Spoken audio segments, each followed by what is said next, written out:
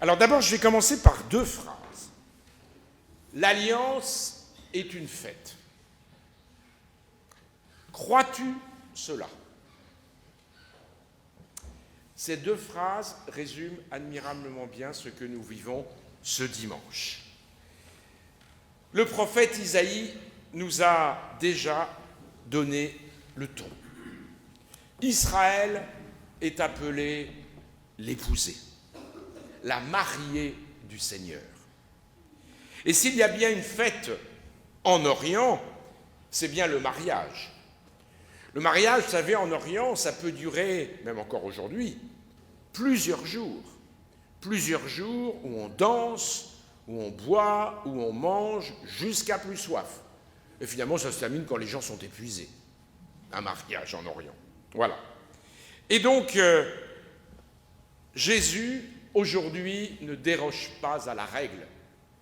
Il est invité avec sa mère, donc à des noces, dans un petit village de Galilée appelé Cana. Saint Jean est le seul à nous relater cet événement. Et il le place tout au début de son évangile. Nous sommes juste après le prologue au chapitre 2. Son premier signe, nous dit Saint Jean. Jésus n'est pas un magicien. Et ce récit, vous allez le voir, est fortement théologique. Il nous dit quelque chose de fondamental sur Dieu, révélé en Jésus de Nazareth. C'est une révélation. Et finalement, tout ce qu'on vit depuis quelques semaines, c'est dans la même veine. Ce n'est pas du tout un hasard que nous ayons les noces de Cana aujourd'hui. Saint Jean n'est pas l'évangile que nous allons lire cette année. Mais parce que chaque année, nous avons Noël, nous avons la Sainte Famille, nous avons l'Épiphanie, nous avons le baptême du Seigneur et ensuite les noces de Cana. Parce que tout cela participe au même élan de la révélation de Dieu parmi les hommes. Et donc, c'est bien ce premier signe qui nous est donné. Premier signe de Jésus, qui célèbre donc les noces de Dieu avec l'humanité. Car c'est cela qui est révélé aujourd'hui dans ce signe à Cana. Le troisième jour, alors si vous avez vos prions en église, peut-être que c'est marqué en ces jours-là, oui, en ce temps-là. Heureusement, j'y ai pensé. Si vous allez regarder votre évangile, vous verrez qu'on dit le troisième jour. Énorme bêtise, pour ne pas dire plus, de ceux qui ont préparé le lectionnaire. C'est n'importe quoi.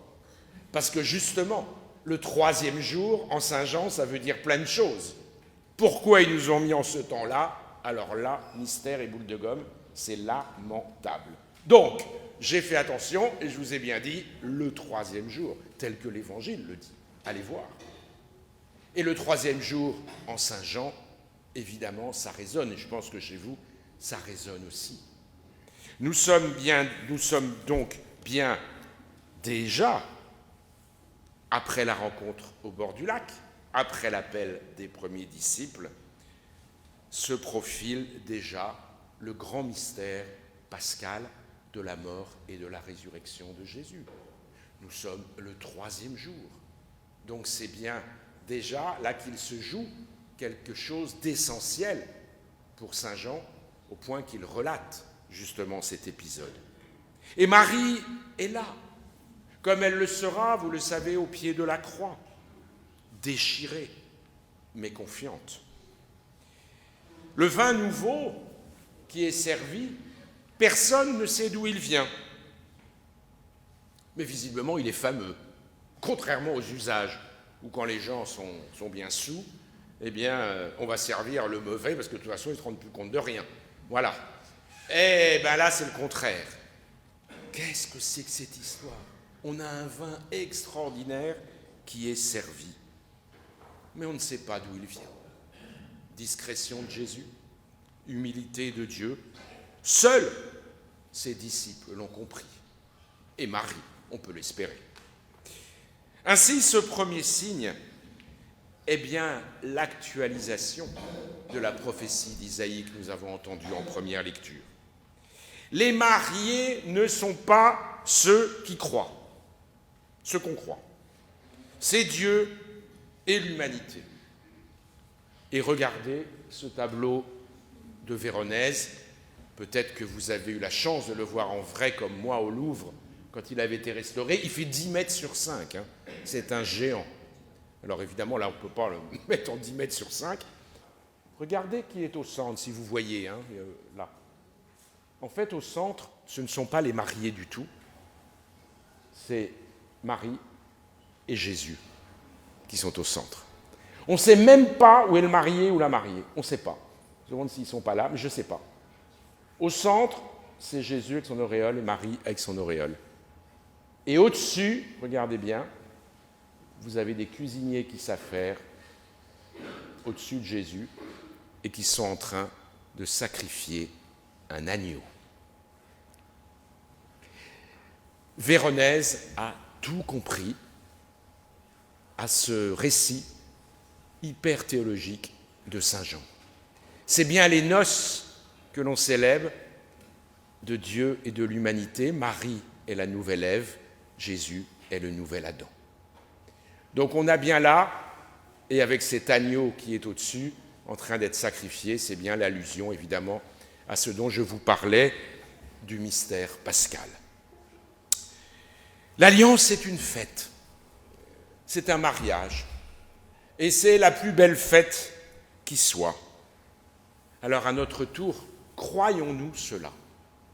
Pourquoi je vous dit cette deuxième phrase au début de mon homélie? Parce que c'est le thème de la semaine de prière pour l'unité des chrétiens. Crois-tu cela? Nous fêtons les 1700 ans cette année du credo de Nicée, la foi qui nous unit, tous les chrétiens. Et donc c'est pour ça que ce thème a été choisi. Crois-tu cela? Alors croyons-nous en effet, nous qui sommes invités régulièrement à partager la parole et le repas du Seigneur, eh bien nous sommes invités dans cette semaine de prière à nous replonger dans notre foi baptismale. Et ce premier signe en est l'occasion. Coupe du salut, vin des noces éternelles que j'élèverai tout à l'heure, en signe de l'alliance réalisée dans le don du Christ à la croix. C'est bien pourquoi il dit à sa mère que son heure n'est pas encore venue. Car l'heure, en Saint Jean, c'est l'heure de la croix. C'est là où il se révèle, où le Christ s'offre librement par amour pour le monde. Et le signe de Cana est donc le premier acte de sa vie livrée. Et c'est pour cela que Saint Jean le met dès le début de son évangile. Seuls ceux qui vivront l'expérience pascale peuvent comprendre ce signe. Mort, résurrection, don de l'Esprit Saint ne font qu'un en Saint Jean. Rappelez-vous, le soir de Pâques. Alors, aujourd'hui, hier, comme demain, heureux sommes-nous d'être invités au festin des noces de l'agneau. Amen.